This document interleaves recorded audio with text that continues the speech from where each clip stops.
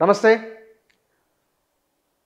చరిత్ర అంటే రాజులు, రాణులు, వారి విలాసాలు, వారి భవనాలు ఇవేనా అంటే ఇది కాదు సామాన్య మానవులు అని ఒక నిర్వచనం.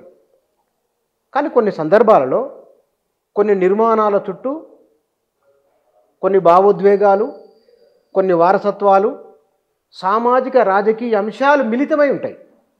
ఆయా ప్రాంతాల ఉన్న ప్రజల జీవన స్థితిగతులపైన, ఆలోచనలపైన ప్రభావం చూపిస్తాయి. అట్లా చూపించినవి మన హైదరాబాద్ నగరంలో ఉన్నాయి.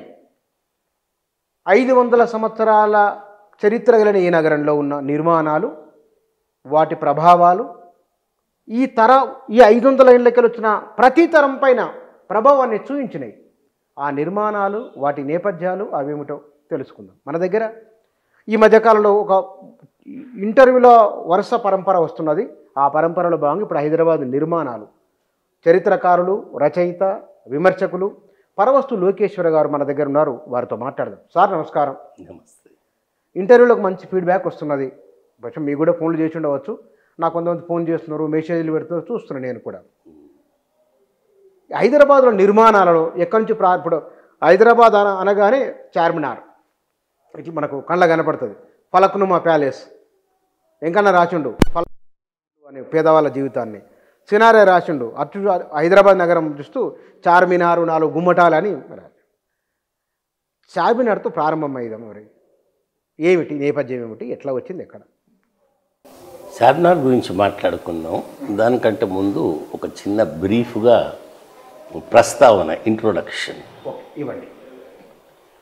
ప్రపంచంలో ప్రసిద్ధమైన నగరాలు బోలెడన్ని ఉన్నాయి.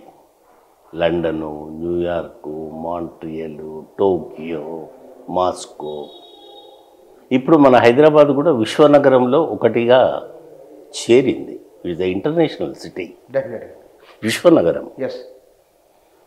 అయితే లండన్, న్యూయార్క్, టోక్యో, మాస్కో ఇవన్నీ ఉన్నాయి.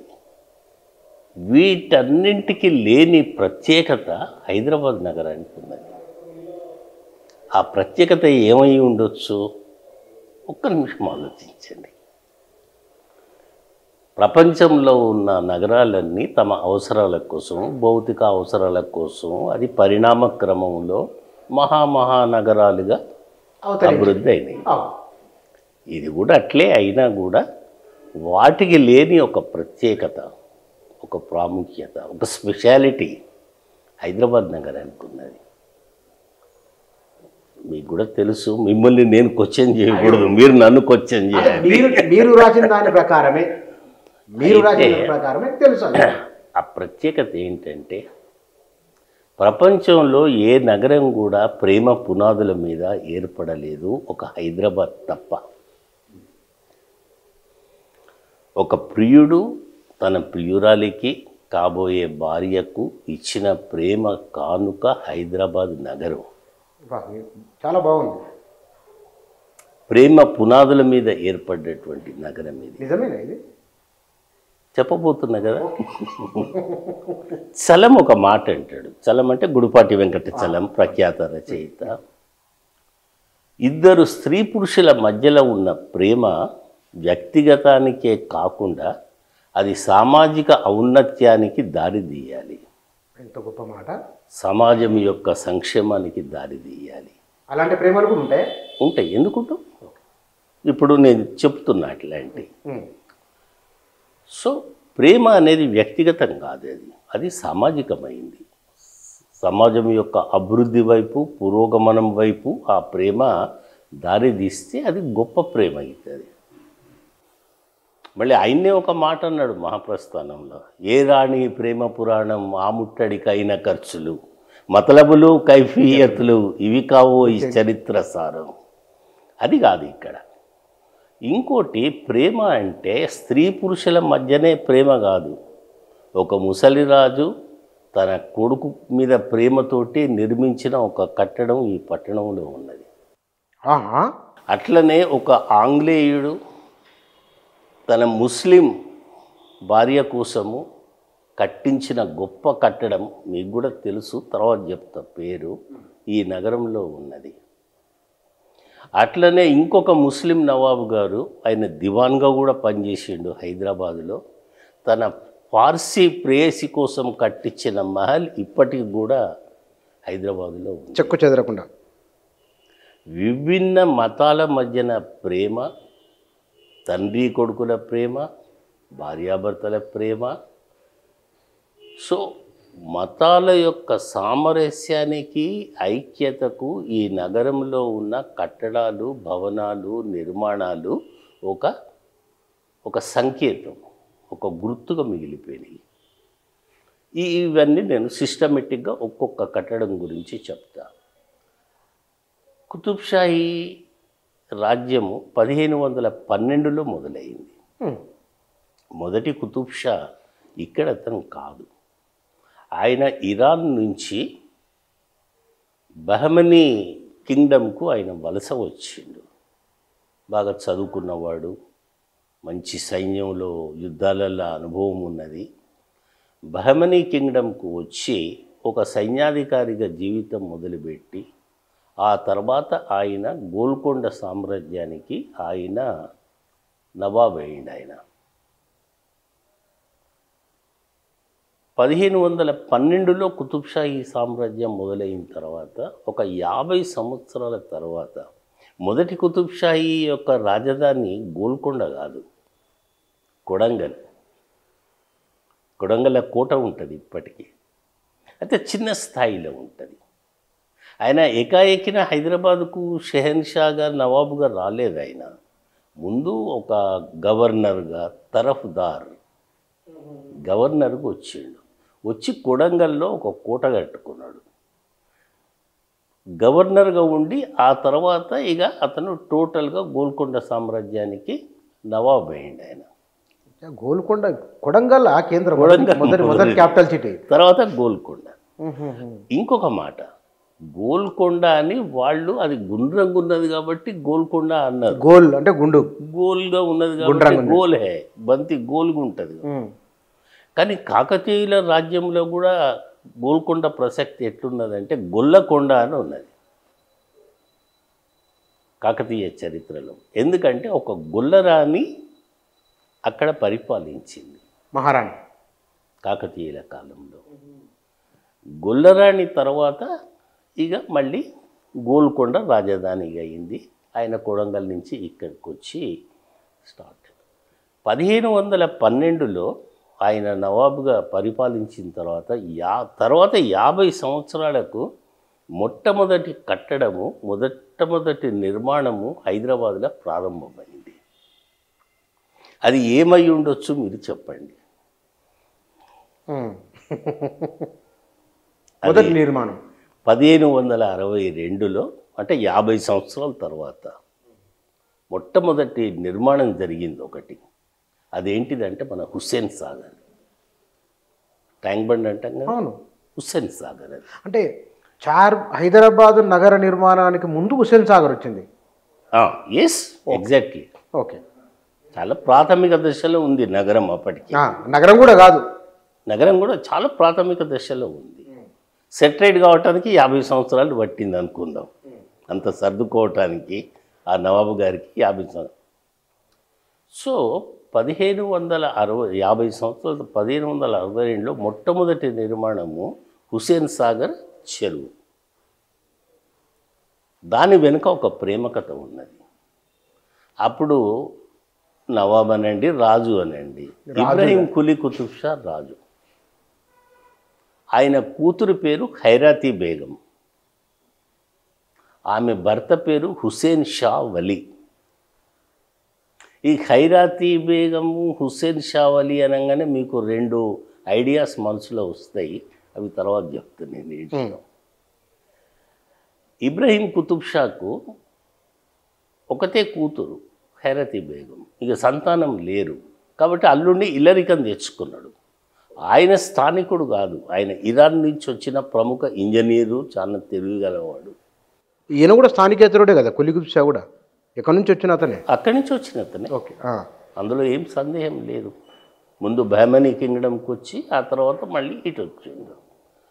ఖైరతీ బేగం చాలా ముద్దుల కూతురు కాబట్టి అవతలికి పంపించకుండా ఈ హుస్సేన్ షావలితోటి పెళ్లి చేసి ఇల్లరికి పల్లుడుగా ఉంచుకున్నాడు. అయితే హుస్సేన్ షావలి బేసికలీ ఇంజనీర్ ఆయన. అయితే ఖైరతీ బేగంకు ఆరోగ్యం దెబ్బతిన్నది. అప్పుడు హకీం సాబులు ఏమన్నారంటే, హకీం అంటే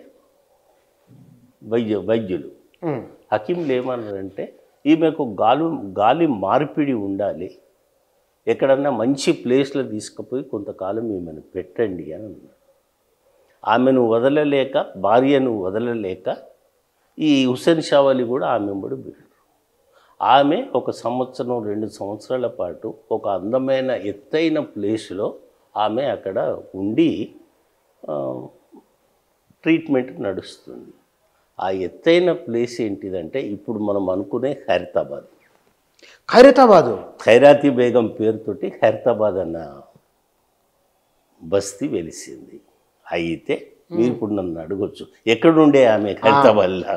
ఎక్కడుండే అంటే రాజ్భవన్ ఉంది కదా, రాజ్భవన్ నుంచి మనము యశోద హాస్పిటల్ వైపుకు ఒక 4 అడుగులు వేయంగానే ఎత్తు గుట్ట వస్తుంది. ఎత్తులో లెఫ్ట్లో గుట్ట వస్తుంది. అవును. అప్పుడు ఆ గుట్ట మీద ఆమె ఖైరతీ బేగం అండ్ హుస్సేన్ షావలి అక్కడ విడిది చేసిండ్రు ఆరోగ్యం కోసం. అయితే అది ఎత్తు ప్లేసు. ఆల్రెడీ హుస్సేన్ సాగర్ చెరువు ఉన్నది అక్కడ. అక్కడి నుంచి మంచిగా గాలి వచ్చేది, స్వచ్ఛమైన గాలి, సరస్సు, మంచి సరస్సు, జనాలు లేరు, అంతా అడవి, చెరువు, స్వచ్ఛమైన గాలి, పక్షుల శబ్దాలు, అవన్నీ. కొంతకాలం ఉన్న తర్వాత ఈ ఇంజనీర్ గారికి, ఎవరు మన హుస్సేన్ షావలి ఇంజనీర్కు ఒక ఐడియా వచ్చింది. అందుకోసమే అంటున్నా, ప్రేమ వ్యక్తిగతం కాదు, అది సామాజిక ఔన్నత్యానికి దారి తీయాలి. ఏమొచ్చిందంటే ఈ చెరువులో నీళ్ళు ఎక్కడి నుంచి వస్తున్నాయి? ఇక ఉత్తగా ఉండరు కదా ఇంజనీర్లు, తవ్వుతుంటారు కదా ఇన్ఫర్మేషన్. ఎక్కడి నుంచి వచ్చి ఈ చెరువు ఇక్కడ ఏర్పడ్డది? తర్వాత ప్రతి వర్షాకాలంలో ఈ చెరువు పొంగి లోతట్టు ప్రాంతం అంటే దోమలగూడ, మన ఇందిరా పార్కు అవన్నీ మునిగిపోతున్నాయి. ఎంత దాకా మునిగిపోతున్నది అని అంటే చిక్కడపల్లి అని ఇప్పుడు మనం ఏదైతే అంటున్నామో, చిక్కడ అంటే అర్థం ఏంటిది? బురద. చిక్కడ అంటే ఉర్దూలో బురద. బురదపల్లి.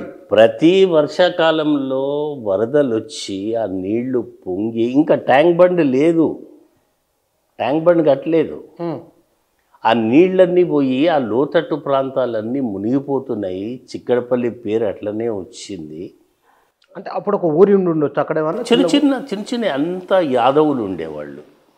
గడ్డి ఉంది కాబట్టి బర్లను మేసుకుంటూ యాదవులు ఎక్కువ మంది ఉండేవాళ్ళు. అంటే ఈ హుస్సేన్ షావలి ఆ కాలం నాటికి అక్కడ ఒక చెరువు ఉన్నది, చిన్నది.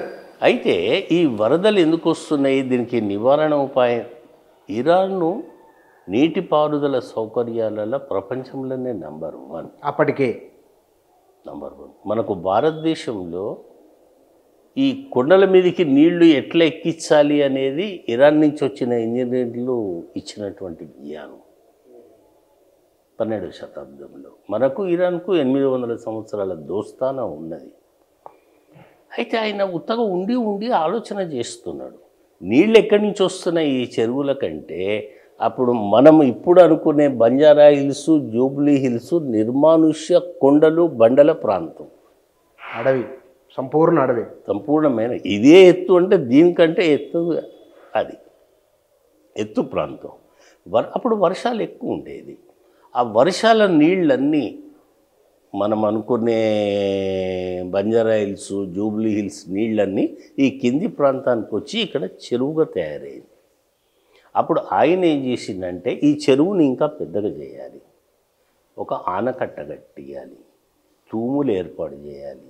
అప్పుడు లోపలి ప్రాంతాలు లేదా దిగువ ప్రాంతాలు మునిగిపోవు, ప్రజలు నష్టపోరు అని అప్పుడు నవాబ్ గారి పర్మిషన్ తీసుకొని, అయ్యా నేను ఉత్తగా తిని కూర్చుంటే నాకు బేచైన్ ఉన్నది, ఇగో ఇది కథ, ఇక్కడ మనం ఒక ట్యాంక్ బండ్, ఒక చెరువు నిర్మాణం చేయాలి ఇంకా పెద్దగా, ఒక ఆనకట్ట కట్టాలి. ఆ ఆనకట్టనే ఉమ్.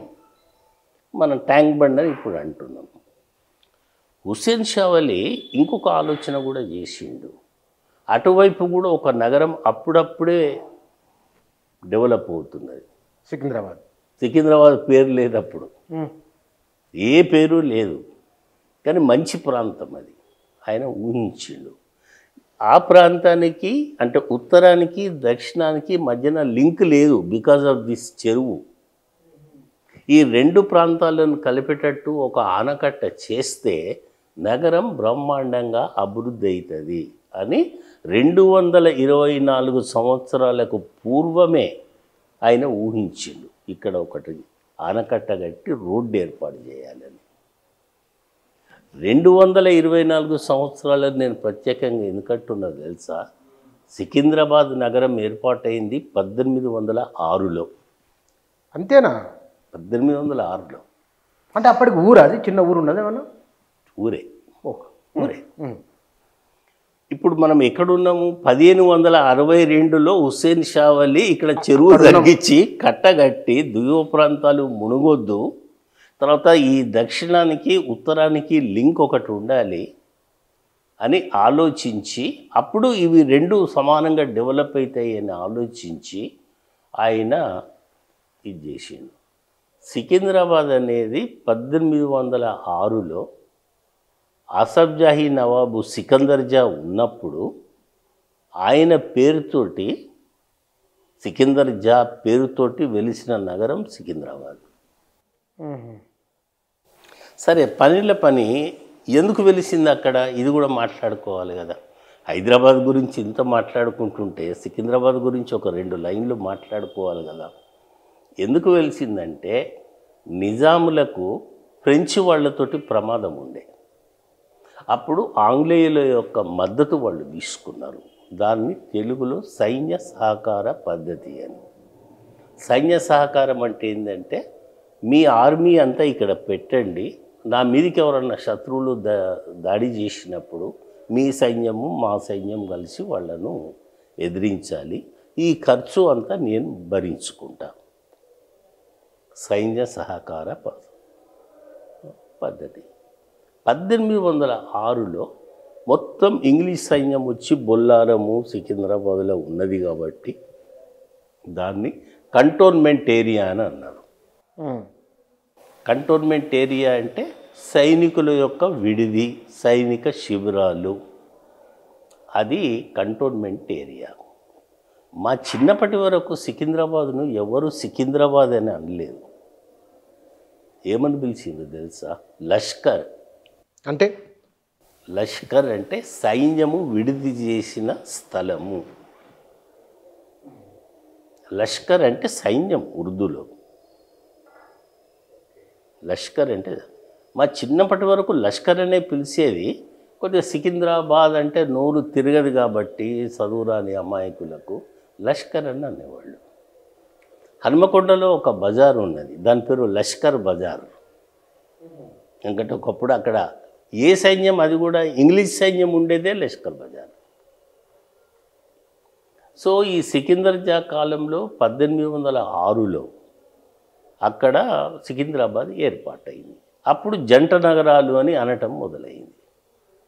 ఇక ఈ హుస్సేన్ షా వలి ఏం చేసిందంటే మొత్తము కొన్ని వేలాది మంది కూలీలను తీసుకొచ్చి చెరువును పెద్దగా చేయించిండు, పూడికలు తీయించిండు, నీళ్ళని నిలిచే ఏర్పాటు చేసిండు. అప్పుడు అవి సాగునీరు తాగునీరు రెండింటికి ఉపయోగపడతాయి అవి.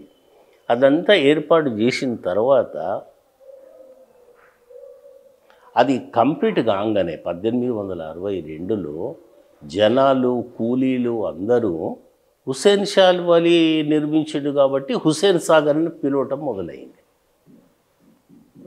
అర్థమైందా? హుస్సేన్ సాగర్ పేరు ఎట్లొచ్చింది? ఆ హుస్సేన్ షా వలి నిర్మించాడు కాబట్టి హుస్సేన్ సాగర్ అని పేరు వచ్చింది. సాధారణంగా రాజుల పేరు ఉంటుంది కదా. యు ఆర్ వెరీ స్మార్ట్, అదే చెప్పబోతున్నాను నేను. ఈ అల్లుడికి భయం మొదలయ్యింది.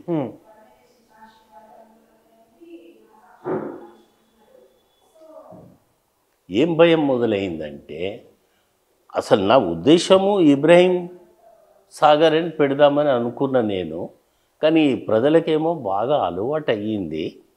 హుస్సేన్ సాగర్ అని అంటున్నారు. నవాబు గారికి కోపం వస్తే నన్ను మళ్ళీ ఇరాన్ పంపిస్తాడు అని ఆయనకు భయం మొదలైంది. అప్పుడు నవాబు గారిని సంతృప్తిపరచడం కోసము నగరానికి ఆనుకున్న ఒక ప్రాంతంలో ఒక పెద్ద చెరువును తవ్వించి దానికి ఒక పేరు పెట్టిండు. అదే ఇబ్రహీంపట్నం. ఇబ్రహీంపట్నం చెరువు అట్లొచ్చింది, అనుకోకుండా వచ్చింది. ఏదో ఒకటి కొంటే ఒకటి ఫ్రీ అని అంటారు కదా, హుస్సేన్ సాగర్కు ఇబ్రహీంపట్నం చెరువు ఫ్రీ వచ్చింది. బాగుంది. అక్కడ పెద్ద చెరువు తవ్వించడం వల్ల ఇబ్రహీంపట్నం కూడా ఊరు కూడా అక్కడే ఏర్పాటైంది. అయితే ఇంకొక మంచి సంగతి చెప్తాను మీకు. మా చిన్నప్పుడు మేము సికింద్రాబాద్ రైల్వే స్టేషన్కు బస్సులో పోతుంటే ఆ ట్యాంక్ బండ్కు ఇటువైపు మొత్తము పెద్ద పెద్ద చెట్లు, మొగలి పొదలు, మొత్తం దట్టమైన అడవి. మీ చిన్నప్పుడు అదంతా మొగలి పొదలు అవన్నీ. అప్పుడు ఇందిరా పార్కు లేదు, రామకృష్ణ మఠము లేదు, ఆ ఎన్టీఆర్ స్టేడియం అంటారు అది అది లేదు. అది మొత్తము చిక్కడపల్లి వరకు మొగలి పూల వనము. దాన్ని హిందీలో కేవడా బన్ అని అనేది. వనాన్ని హిందీలో బన్ అంటారు. ఓకే. కేవడా అంటే మొగలి పువ్వులు. కేవడా బన్ అని అనేవాళ్ళు. 50 వరకు కూడా పోలీస్ యాక్షన్ జరిగిన తర్వాత అక్కడ పెద్ద పెద్ద పాములు, మిగతా కొండ చిలువలు వనంలో 50 వరకు వనంలో ఉండేటి. ఏమీ లేదు. ఆ పాముల భయంతో ఎవడు అక్కడ ఇండ్లే కట్టుకోలేదు. కేవడా బన్ అనేవాళ్ళు. ఇంకో మీకు గమ్మత్తైన ముచ్చట చెప్తా. ఇదంతా హుస్సేన్ సాగర్ నిర్మాణానికి సంబంధించిన ముచ్చట్లే సుమా, పక్కన ఏం తొలుగుతలేను నేను. కవాడిగూడ పేరు విన్నారు కదా. వైస్రాయ్ హోటల్ వెనక ఉండే కవాడిగూడ పేరు ఎట్లా వచ్చింది? ఇది కవాడి ఏంటిది? ఇది చెరువు నిర్మాణము, ఆనకట్ట నిర్మాణం అయినప్పుడు కూలీలందరూ కావడిలల్లా రాళ్ళు, మట్టి, ఇంకా ఏమేమి ఉంటాయో అవన్నీ మోసుకొని వచ్చేవాళ్ళు. కొన్ని వేల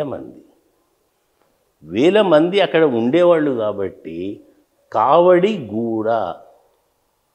కావడిలో అన్ని తెచ్చేవాళ్ళ జనాలు ఉండే ప్రాంతం. గూడ అంటే గూడెం. అది కావడిగూడమని ఆఖరికి కవాడిగూడగా సెటిల్ అయిపోయింది.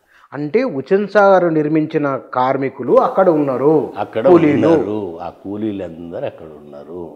ఇప్పుడు మన ఉస్మానియా యూనివర్సిటీ నిర్మించిన వాళ్ళంతా ఒడ్రె బస్తీ వాళ్ళు అక్కడే ఉన్నారు. ఇక వాళ్ళంతా అసలైన రాళ్ళెత్తిన కూలీలు ఉస్మానియా యూనివర్సిటీ నిర్మాణానికి.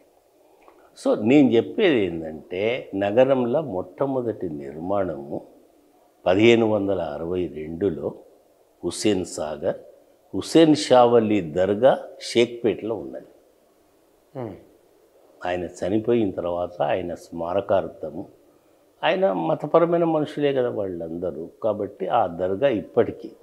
కాబట్టి ఎప్పుడన్నా మనం అందరం హుస్సేన్ సాగర్ అదే మన షేక్పేటకు పోయి హుస్సేన్ షావలి దర్గాల ఆయనకు మనం నివాళులు అర్పించాలి. ఇంత మంచి ట్యాంక్ బండ్ మనం సరస్సు నిర్మించినందుకు. దానివల్లనే కదా సికింద్రాబాద్ ఏర్పడ్డది.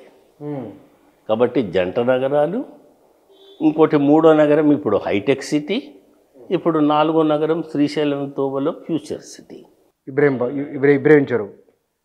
సో భార్య మీద ప్రేమతోటి ఆయన భార్యతో పాటు అక్కడ ఉండి ఉండి ఉండి ఉండి ఈ ఆలోచన వచ్చి కట్టించింది. కాబట్టి ప్రేమనే దాని వెనుక ఉన్నది అని నా ఆర్గ్యుమెంటు.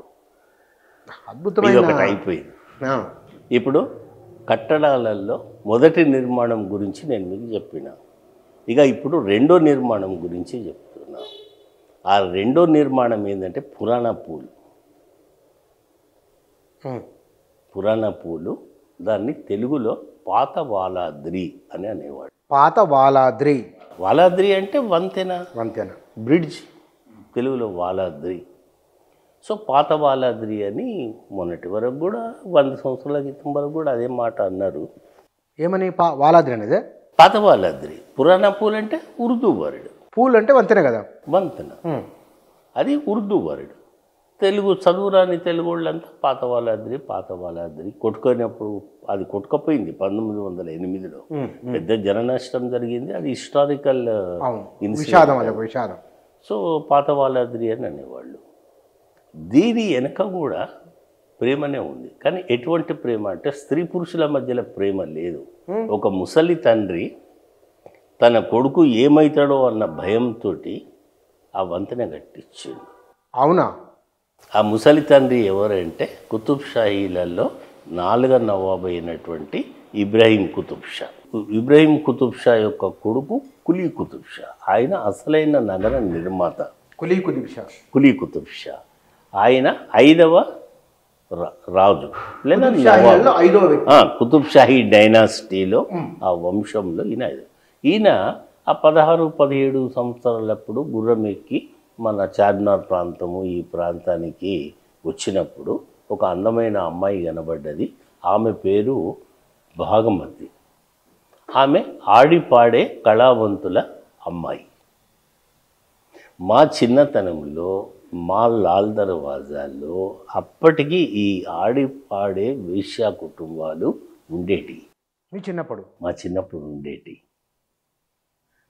ఆ వెంకట్రావు మెమోరియల్ హై స్కూల్ అని ఒకటి ఉంటుంది. ఆ దారిలో ఇవి ఉండేటి.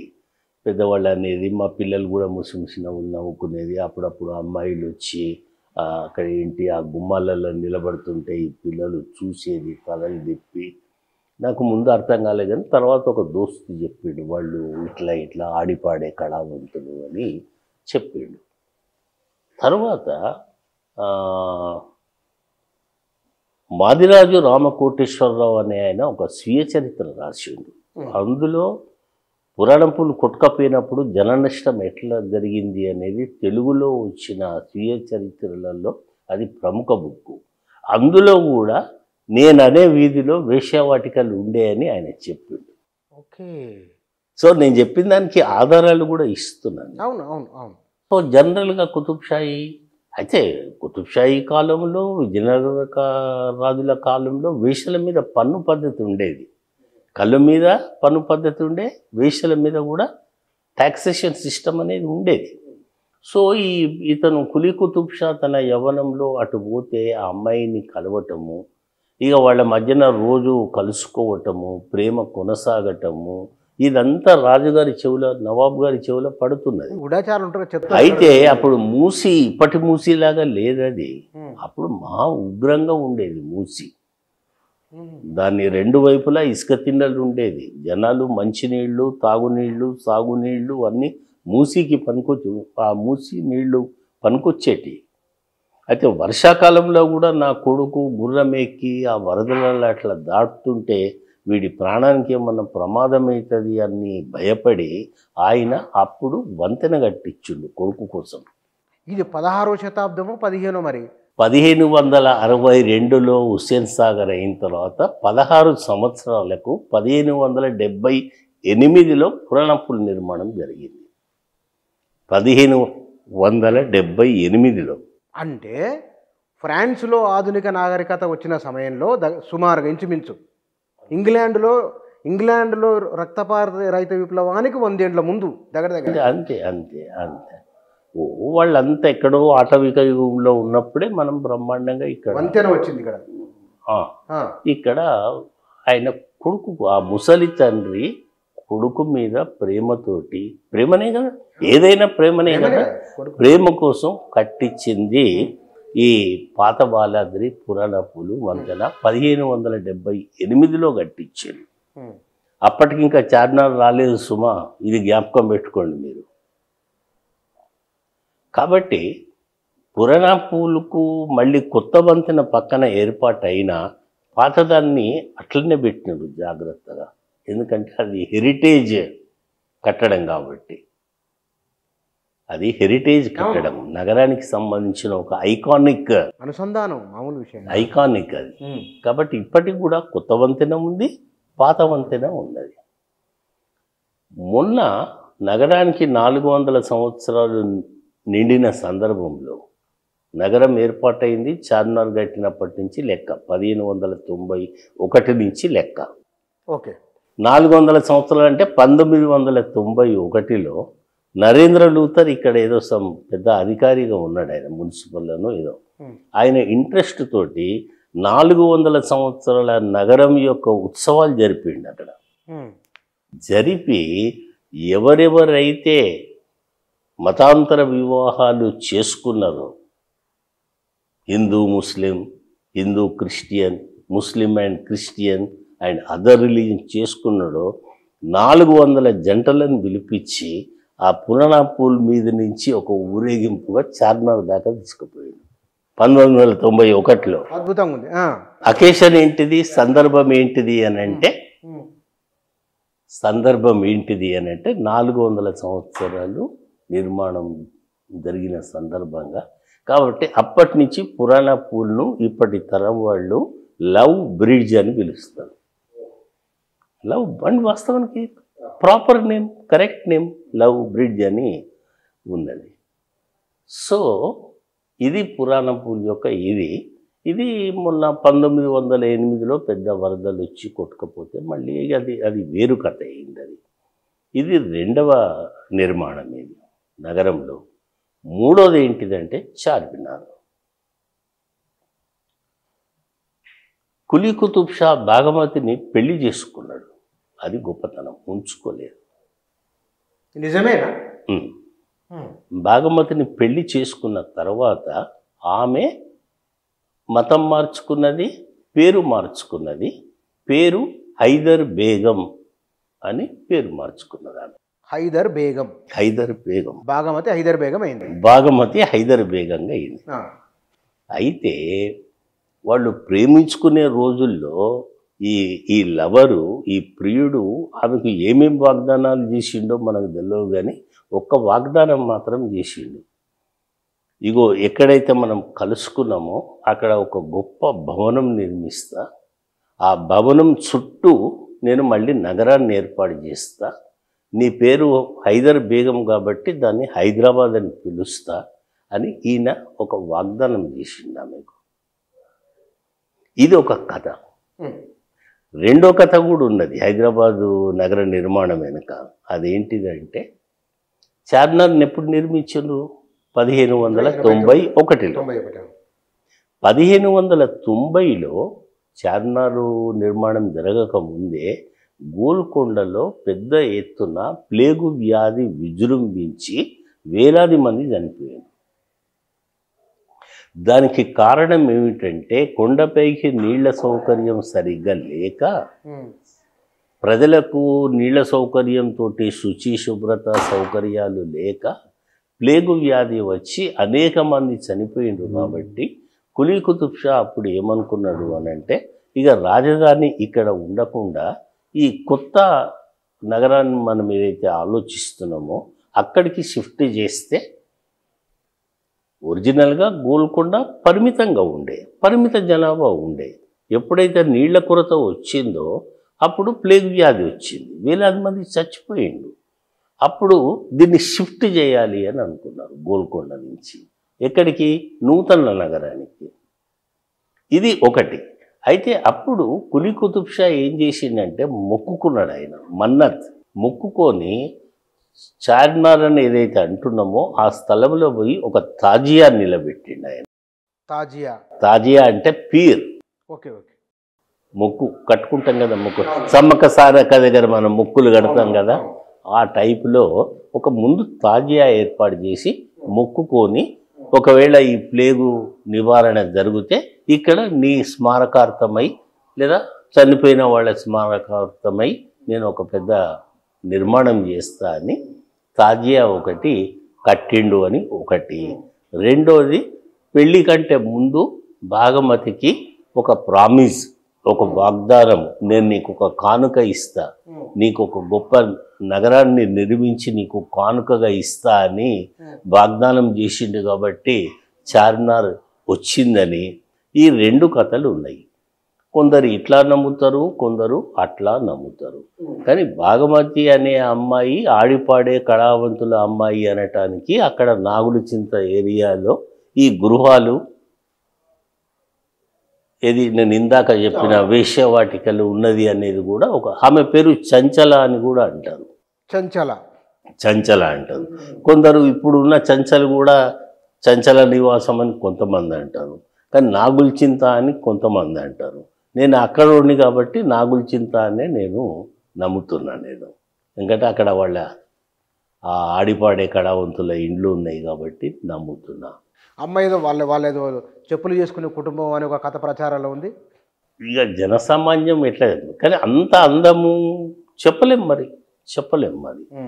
ఎటు పోయి ఇట్లా ఇప్పుడు హిందీలో ఒక పాట ఉన్నది, దేవానంద్ పాట, తెరే ఘర్ కే సామ్నే ఎక్ ఘర్ బనాऊंगा దునియా సజాऊंगा తారే సజాऊंगा అని హిందీలో ఒక పాట ఉన్నది.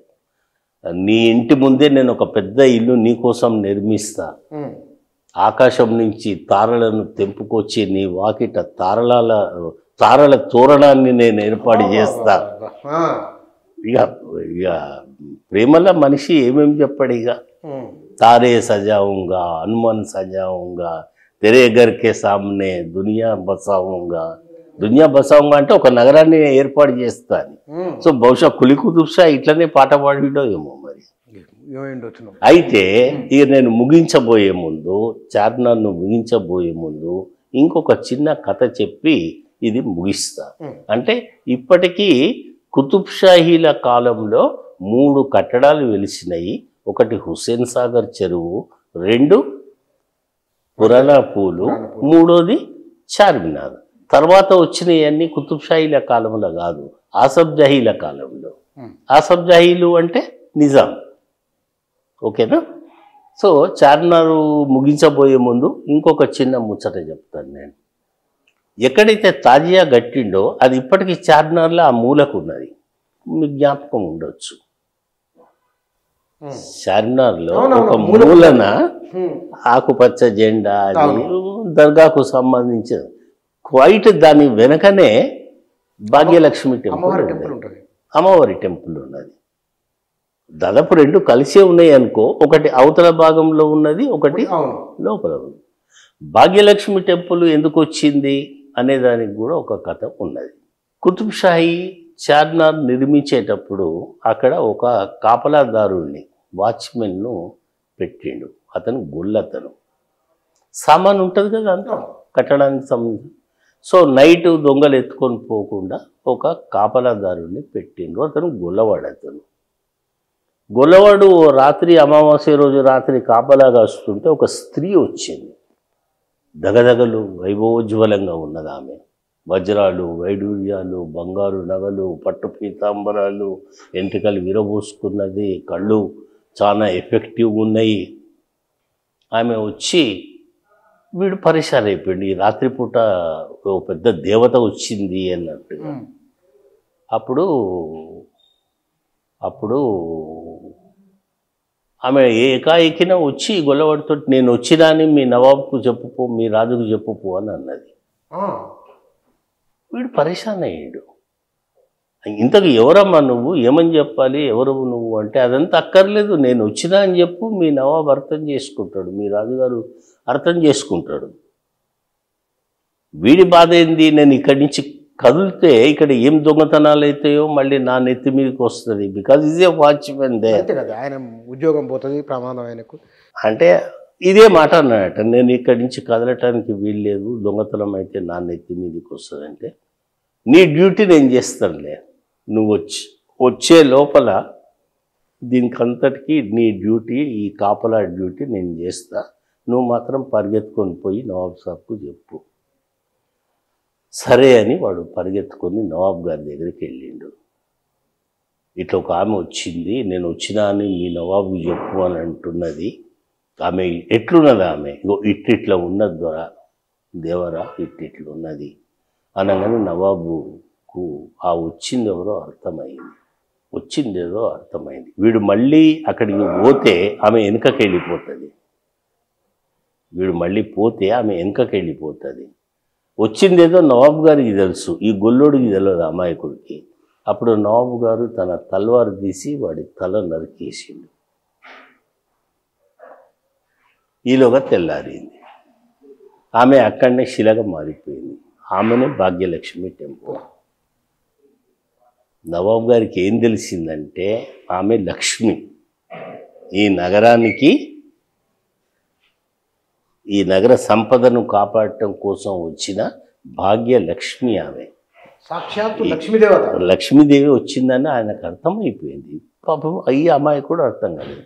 వీడిని పంపిస్తే మళ్ళీ పరిగెత్తుకుంటా పోతాడు, ఆమె వెళ్ళిపోతాడు. ఆయన ఆమె ఎప్పటికీ ఇక్కడనే ఉండాలి నా నగరం అభివృద్ధి చెందటానికి అని వాడి తల తీసేసిండి. ఈయన కూర్చున్నాడు. తెల్లారంగానే ఆమె నాతి రాతిగా మారింది. సో భాగ్యలక్ష్మి వెనుక ఈ కథ ఉంది, సాధ్య వెనుక ఆ కథ ఉన్నది. ఇంకొక చిన్న ముచ్చట చెప్పి ఇది బంద్ చేస్తా. చార్మినార్కు సంబంధించిన చాలా ఇంపార్టెంట్ ముచ్చట, మిగతా తర్వాత మాట్లాడుకుందాం నెక్స్ట్ వీక్లో. 1931లో మన 7వ నిజాం టైంలో సిటీ ఇంప్రూవ్మెంట్ బోర్డ్, నగరాభివృద్ధి సంస్థ అని ఒకటి ఏర్పాటు చేసిండ్రు.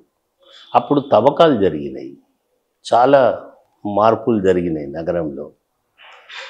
అప్పుడు అది 5-6 ఏళ్ళు కొనసాగినప్పుడు 1936లో నగరం యొక్క మున్సిపల్ కమిషనర్ ఇనాయత్ జంగ్, ఆయన పేరు, అప్పుడు బల్దియా అనేవాళ్ళు ఉర్దూలో. బల్దియా కమిషనర్ ఇనాయత్ జంగు, మరొక చరిత్రకారుడు పురావస్తు శాస్త్రజ్ఞుడు గులాం యాజ్దాని, ఈ ఇద్దరు ఏం కనుగొన్నారంటే చార్మినార్ నుంచి గోల్కొండకు ఒక పెద్ద సొరంగ మార్గము ఉన్నది. నిజమేనా అది? నిజమే, సొరంగ మార్గం ఉన్నది. అది మామూలుగా లేదు. 30 అడుగుల లోతు, 15 అడుగుల వెడల్పుతోటి చార్మినార్ నుంచి గోల్కొండ వరకు అంత దూరము సొరంగ మార్గం ఉన్నది అని వాళ్ళు ప్రకటించారు. సరే, చర్చలు అన్నీ అయినాయి, కానీ అది ముందుకు సాగలేదు. అది కానీ మళ్ళీ 1962లో, అంటే ఆంధ్రప్రదేశ్ ఏర్పడ్డ తర్వాత, మళ్ళీ అప్పుడు చరిత్రకారులు, ఈ ఆర్కిటెక్చర్స్ ఉంటారు కదా శాస్త్రజ్ఞులు, వాళ్ళు అప్పుడు తవ్వకం మొదలుపెట్టిండ్రు. 4 కిలోమీటర్ల దూరం తవ్విండు దాన్ని. సొరంగం 4 కిలోమీటర్ల సొరంగం దొరికింది. ఆ సొరంగం ఎక్కడ స్టార్ట్ అయిందంటే, ఇప్పుడు పోలీస్ కమిషనర్ ఆఫీస్ ఉంది, డిసిపి ఆఫీస్, చార్మినార్కు పక్కనే. అవును, పక్కన ఉంటుంది, ఉంది కదా. దాని కింద నుంచి షోలే సినిమాలో ఒక డైలాగ్ ఉంటుంది, జైల్ మే సురంగ్ అని. మీరు చూడలేదేమో. అది పెద్ద అస్రాని అని పెద్ద హాస్యగాడు, కమెడియన్. జైల్ మే సురంగ్, జైలులో పారిపోవటానికి సొరంగం ఉన్నది. అట్లా పోలీస్ కమిషనర్ ఆఫీస్ నుంచే స్టార్ట్ అయింది ఆ సొరంగం. 4 కిలోమీటర్ల దూరం తవ్విండ్రు. 1962 ముచ్చట నేను చెప్పేది. అయితే ఫర్దర్ వాళ్ళు ఎందుకు ఏ ఏరియాలు తవ్విండ్రు వాళ్ళు? 4 కిలోమీటర్లు చార్మినారు, లాడ్ బజారు, దూద్ మహల్, కోకాతట్టి, హుసేనియాలం వరకు తవ్విండ్రు వాళ్ళు. చాలా దూరం పోయినరు వాళ్ళు. అయితే ఇంకా ముందుకు ఎందుకు పోలేదంటే, విషకీటకాలు, పాములు, మండ్రగబ్బలు, తేళ్ళు, విషవాయువులు అన్నీ ఉన్నాయి కాబట్టి వాళ్ళు ముందుకు పోలేకపోయినారు. మరి అది ఇక ఇట్లా పురాణాపూల్ మీద నుంచి, కార్వాన్ మీద నుంచి, టోలీ చౌకీ దగ్గర నుంచి, లంగరావు చౌరస్తా నుంచి గోల్కొండకు పోతుంది. అంటే మూసినది టచ్ కాకుండా తీసుకుపోయారు. మూసినది అక్కడి నుంచి ఎగ్జాక్ట్లీ. నేల కూడా అంత పదునుగా మంచిగా ఉంటుంది కదా. ఎందుకు తవ్వినది 2-3 కారణాలు ఉన్నాయి. ఒకవేళ కోట మీదికి, గోల్కొండ కోట మీదికి ఎవరైనా శత్రువులు దాడి చేస్తే ప్రాణరక్షణ కోసం రాజులు, రాణులు తప్పించుకోవటము, విలువైన ఆభరణాలు, ఖజానాలన్నీ అక్కడి నుంచి ఇక్కడికి తరలించటం కోసము, ఇంకా ఇతర రహస్య పనుల కోసము ఆ సొరంగం ఉన్నది. అయితే ఇప్పుడు నేను చెప్పబోయేది ఏంటంటే, 62లో వాళ్ళు అది నిర్ధారించి 4 కిలోమీటర్లు పోయిండ్రు కదా. మొన్న 2016లో, మళ్ళీ చెప్తున్నా జ్ఞాపకం, 2016లో కోకాతట్టి అనే ఒక ప్రాంతంలో కోకతట్టి లాడ్ బజార్కు అటువైపు ఉంటుంది, మురుగికా చౌక్కు అటువైపు ఉంటుంది. అది మురుగికా చౌక్ ఐడియా ఉంది కదా, పెద్ద క్లాక్ టవరు. ఆ క్లాక్ టవర్కు అపోజిట్ ఏరియా అంతా కోకచట్టి. అక్కడ ఒక అడ్వకేట్ సాబు కొత్త ఇల్లు కడదామని మొత్తం పునాదులతో సహా ఇల్లు కూల్చితే సొరంగంలో పెద్ద ఫిరంగి కనబడ్డది 2016లో. జ్ఞాపకం ఉంది కదా మీకు, అందరం చదువుకున్నాం కదా 2016లో. ఇప్పుడు నేను అనేది ఏంటంటే ఆ సొరంగాన్ని అభివృద్ధి చేస్తే లండన్లో ట్యూబ్స్ అని అంటారు, అంటే అండర్ గ్రౌండ్ రైల్వే. అది మనము అక్కడ tubes under ground railway system ఏర్పాటు చేయొచ్చు. మనము పర్యాటకులకు ఆకర్షణీయంగా ఉంటుంది. అది మన రవాణా సౌకర్యం ఉండి ఇంత ఈ పొల్యూషన్ ఇవన్నీ ఉండకపోవచ్చు. కానీ అప్పుడు ఎవరు ఉన్నారు? ఆంధ్ర పాలకులు ఉన్నారు. వాళ్లకు నగరం మీద ప్రేమ లేదు, నగర చరిత్ర మీద ప్రేమ లేదు, దేన్ని పట్టించుకోలేదు, రియల్ ఎస్టేట్ను పట్టించుకోలేదు వాళ్ళు. ఇది డెవలప్ చేస్తే ఎంత బాగుంటుంది నగరానికి, అద్భుతమైన. సో ఇప్పటికి కూడా ముందు దాన్ని ఎస్కవేషన్ అయితే జరగాలి కదా, ఎంత దూరం పోతుంది, ఎట్లా పోతుంది, ఎంత గొప్ప వింత ఇది. సో చార్మినార్ సంగతి నేను మీకు చెప్పిన, ఇక మిగతా అన్నీ మనం తర్వాత మాట్లాడుతాం. అంటే ఇవాళ మనము బహమనీ, కుతుబ్షాహీ, బహమనీల పరిపాలన కొద్ది కాలమే కాబట్టి కుతుబ్షాహీల ప్రభావం ఎక్కువ తెలంగాణ, హైదరాబాద్ మీద. ప్రస్తుతం మనం మాట్లాడింది 3 ప్రధానమైన రాజవంశాలు 1948 సెప్టెంబర్ 17వ తారీఖు వరకు అనుకుంటే ఒకవేళ. ఈ కాలంలో ఆసఫ్ జాహీల పరిపాలన కాలం ఎక్కువ ఉన్నది. వీరికంటే ముందున్న కుతుబ్షాహీల కాలంలో హైదరాబాదు నగర నిర్మాణం ఎట్లా జరిగింది, ఇది ప్రేమ చుట్టూ ఎట్లా అల్లుకున్నది, దీనికున్న ఇతర నగరాల కంటే హైదరాబాదు ఎందుకు ఎట్లా భిన్నమైంది అనే విషయాలు ఈ ఎపిసోడ్లో తెలుసుకున్నాం.